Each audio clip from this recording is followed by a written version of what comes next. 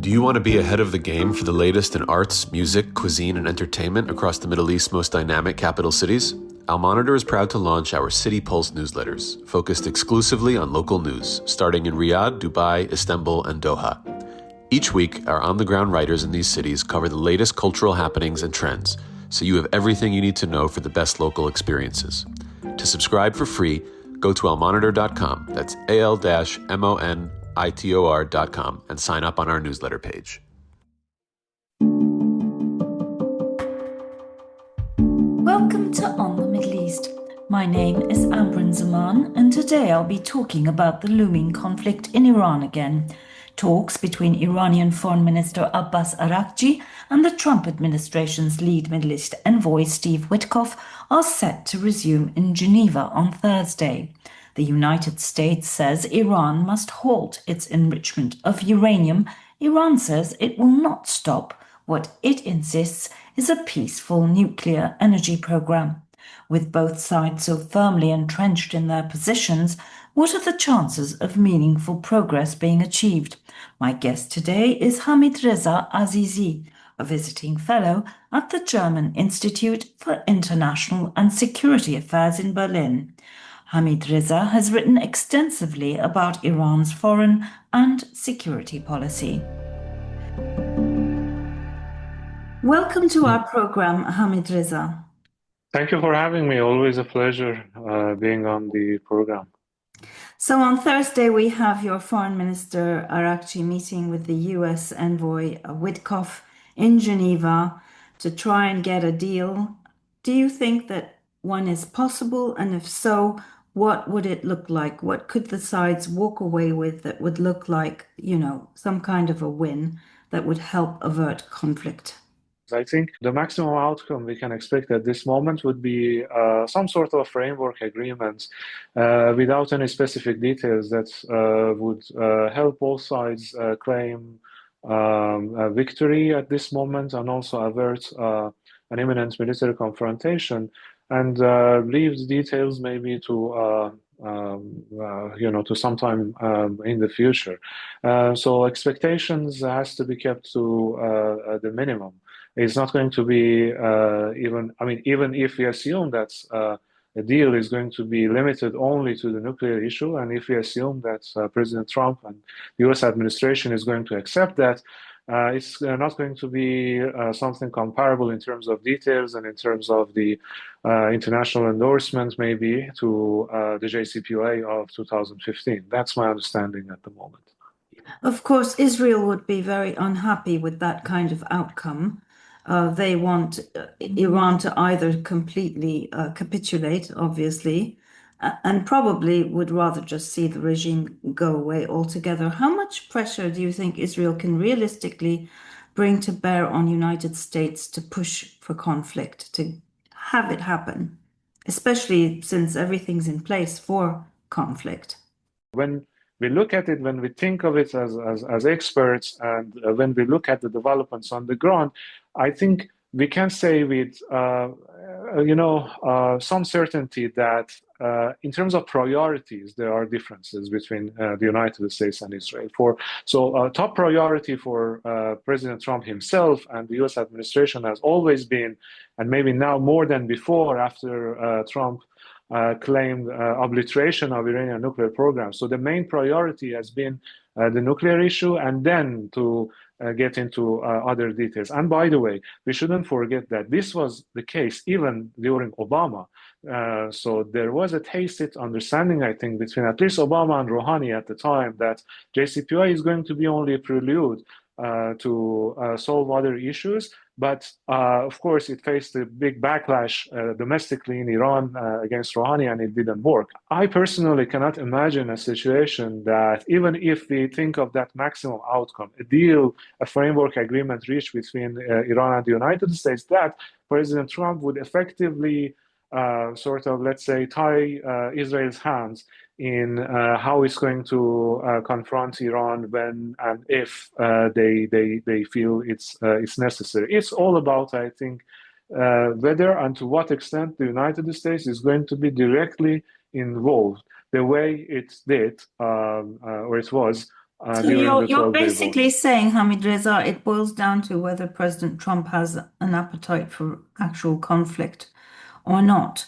There's also talk of Iran sort of activating its proxy network. That's something you've written a lot about. Hamidreza, what kind of tools does Iran have at its disposal if indeed conflict erupts? Well, Iran itself, and also its network of non-state partners and proxies to so-called axis of resistance, both of them are significantly weakened compared to, I would say, pre-October 7, 2023. And especially as a result of the 12-day war, and before that, the fall of Bashar al-Assad in Syria and the significant weakening of Hezbollah. So in terms of actual capabilities, in terms of what they are capable of doing, it's kind of, I mean, this whole network is weaker than before, but it doesn't mean that there's no option. We know that, and it is somehow admitted, at least by Israeli officials, but also in a lot of reporting, that Iran has been working on reviving and rather strengthening its missile program, especially because one lesson that they have learned, or they think they have learned from the 12-day war, was that at the end of the day, what helped them contain the conflict, despite all the damages that they were inflicted, was the missile program and the destruction that it caused for Israel. And they boast a lot about the fact that they didn't surrender, they didn't give up on anything, and it was the United States basically asking for ceasefire on behalf of Israel. So that's the narrative on the side of the Islamic Republic, right? So that's one element. But another important element, as you mentioned, it's about this so-called axis of resistance. And here, an important nuance we need to add, and that's the sense of existential threat for the whole network, that it didn't exist during the 12-day war. It didn't exist for Iran. It didn't exist for the network.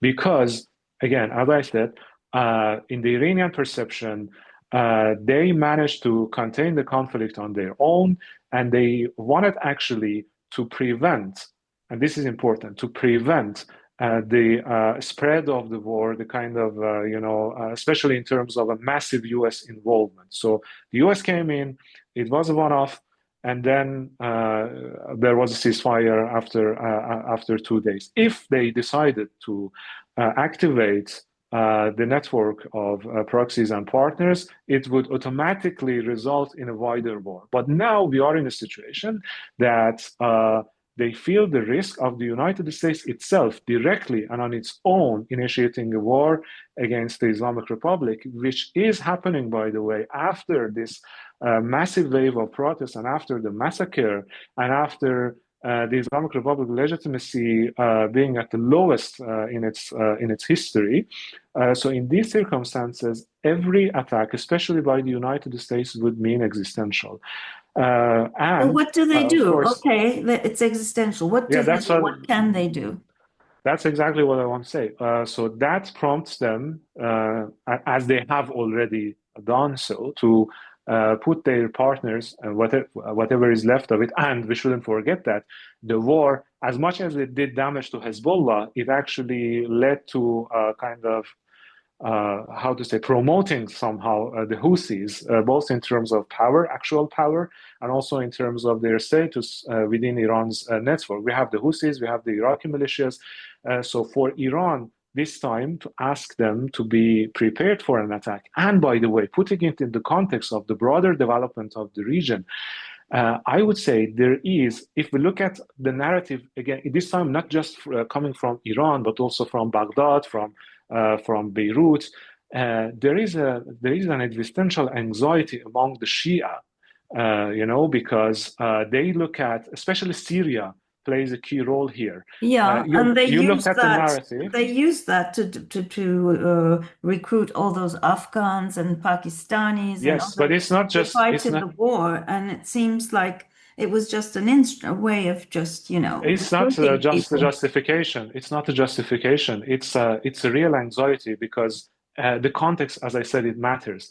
If you are one of these, I don't know, militia leaders, Shia faction leaders sitting in Baghdad, and you look at all the stakes, like a war imminent for Iran, your main supporter, and the US pressure basically to sideline all these pro-Iran groups from politics and from basically More than just not sideline, they're politics. threatening to attack them militarily. Exactly, like to eliminate basically any role Yeah. that they might have, and then all the reports, whether it's fake news or not, it is believed as such that Ahmad al-Shar's government in Syria is somehow plotting something against Hezbollah. Again, that fake news element doesn't matter here when they perceive it as such. And the movement, the redeployment of ISIS prisoners from Syria to Iraq, which is, of course, done for security reasons, but again, is perceived in the Islamic Republic decision-making circles and within its allies in Iraq as a means to Yes, bring but these jihadis. So the anxiety means that this time is more possible. I mean, these groups are kind of more prone to sort of get involved in a conflict, and the but Houthis what don't would even need that a look trigger. like, Hamidreza?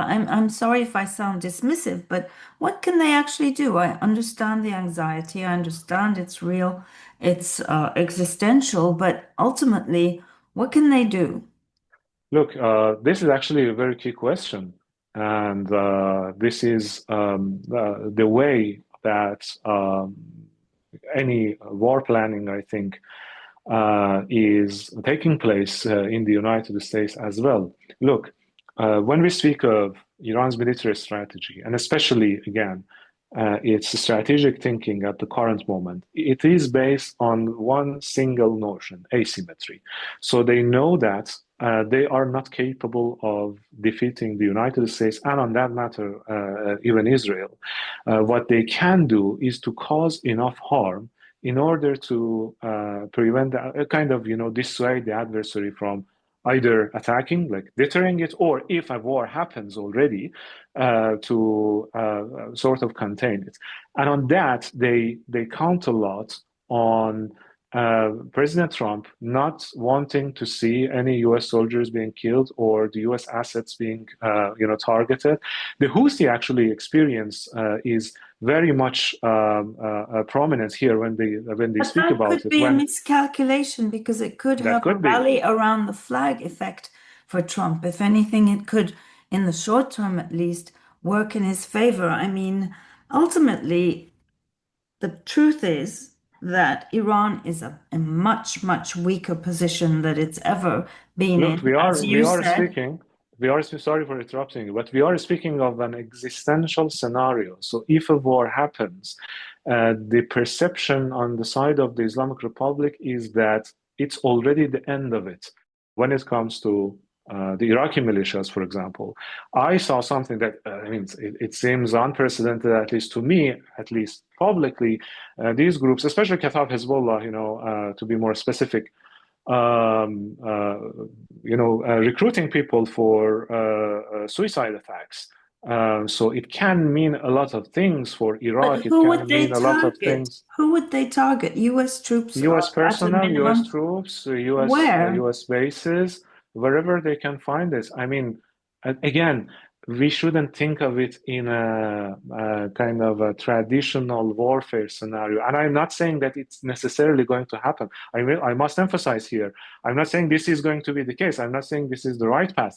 I'm saying this is the driver of Iranian strategic decision making at the same time, coupled with the anxiety among its partners that can, But lead them to toward most people, extreme to most scenarios. observers, this would seem very puzzling only because if it's existential as you describe, and I'm sure it is, then they need to make a deal. When the Iranians look at the demands put on the table by the Trump administration, which includes at least if we take public statements at face value, which includes not just the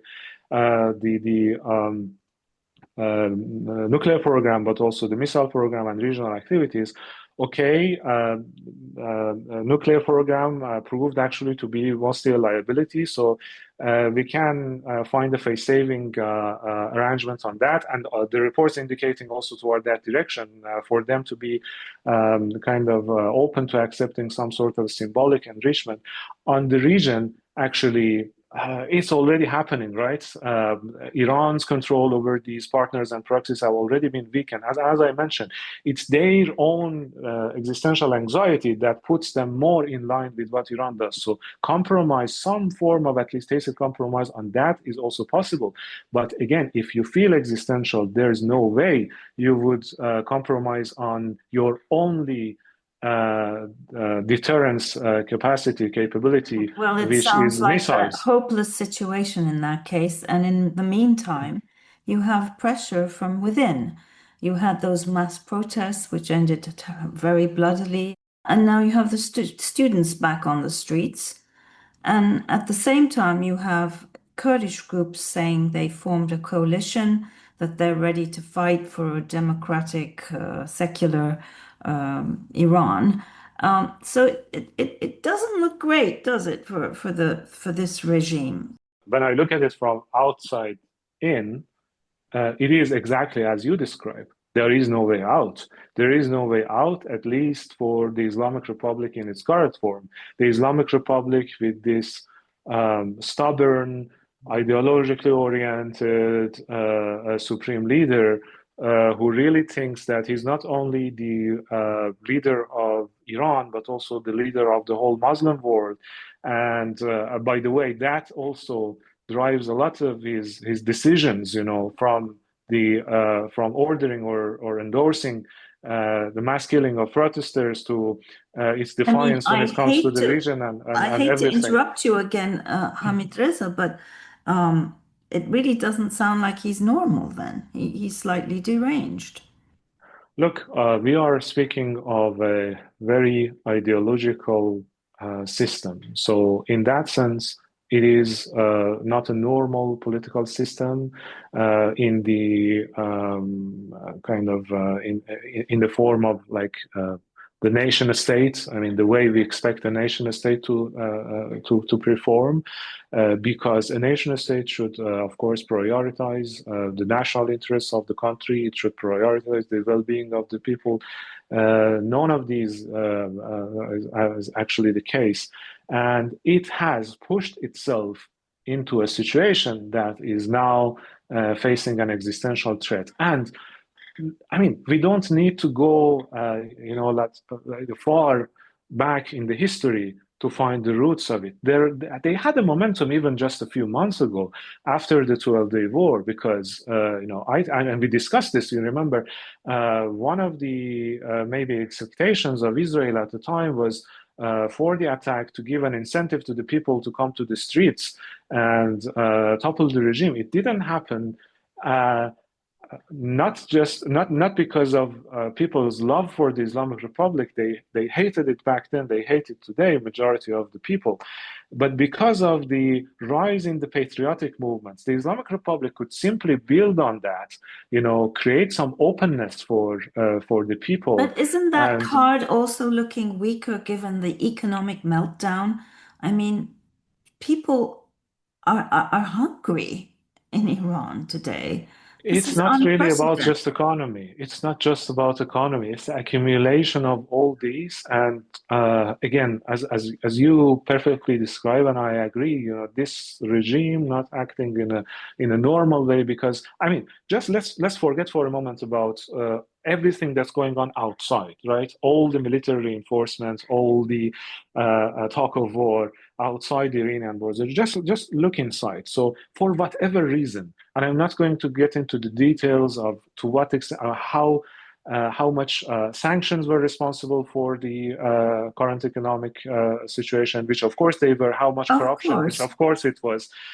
So apart from that, try to rethink your way of governance in terms of giving some social freedoms. At least let people do what they think they should do freely in terms of their social activities like whatever. But they didn't even do that. They took as granted that what happened during, or what not happened actually during the 12-day war, in terms of people not coming to the street, is going to be the case when the next war erupts as well.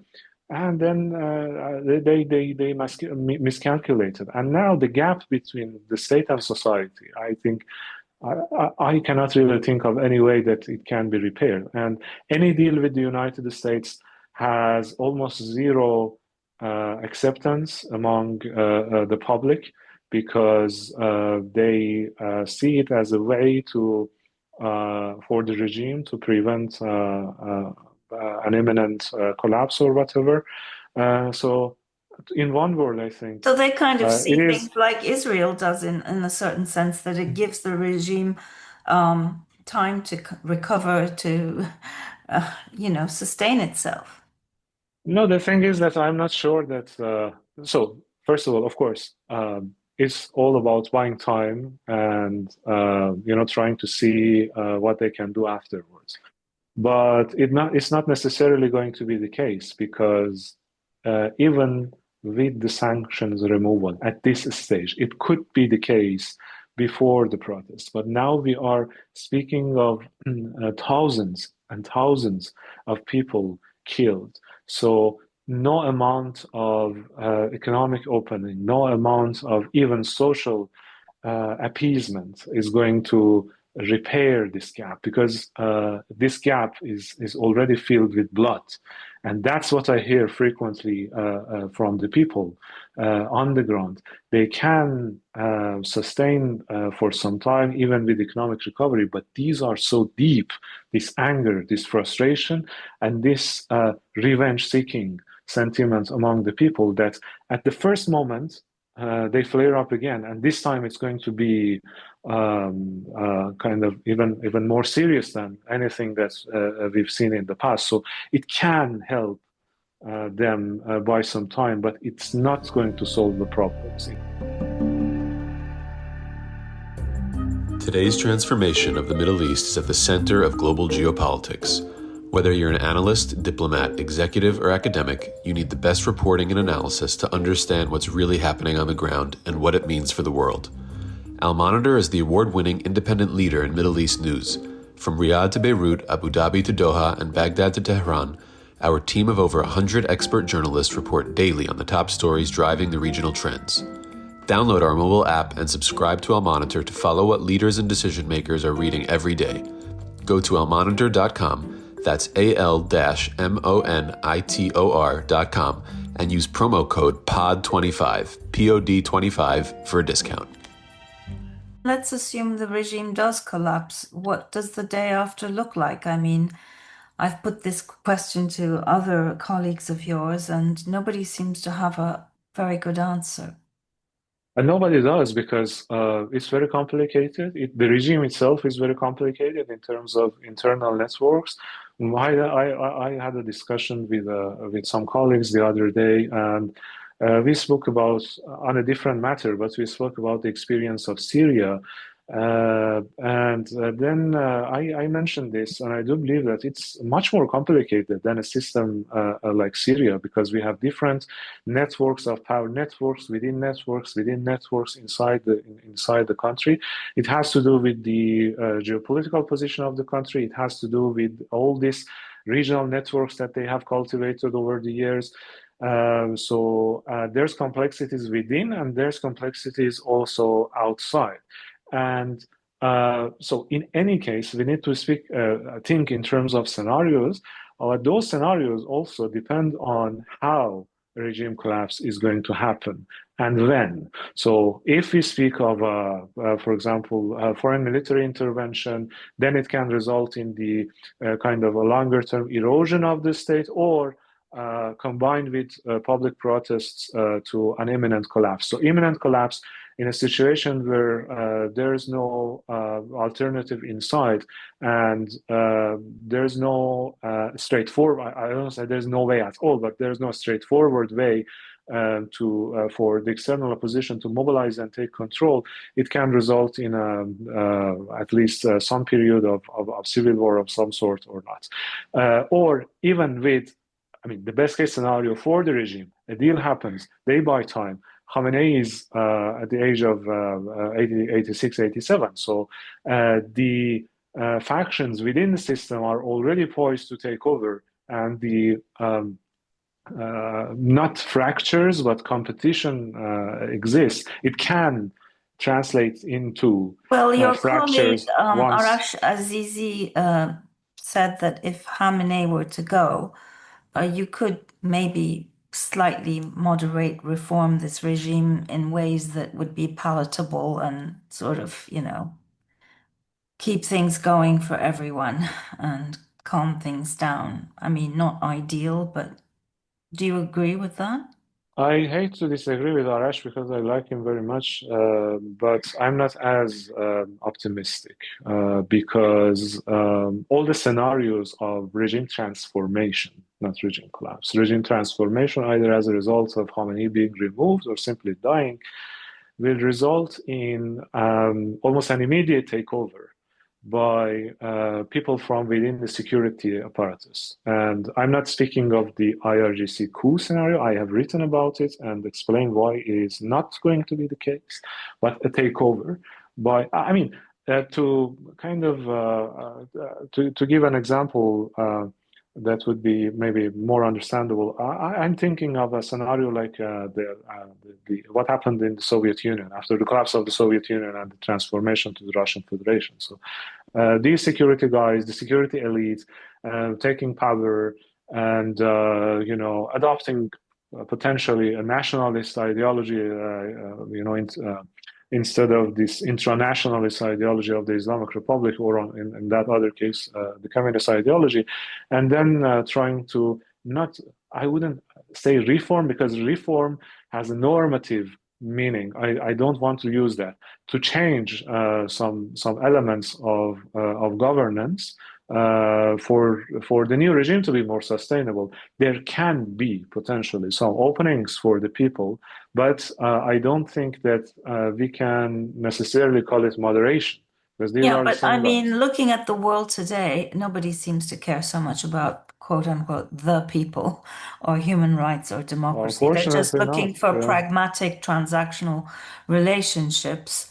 And so presumably if you had some kind of new power structure that was not hostile to Israel, that was willing to go along, I mean, kind of like Ahmed al-Shara in Syria, maybe that's, I mean, we could speculate endlessly. We haven't the slightest clue, as you said in our earlier conversation, what's going to happen, but none of it looks too good.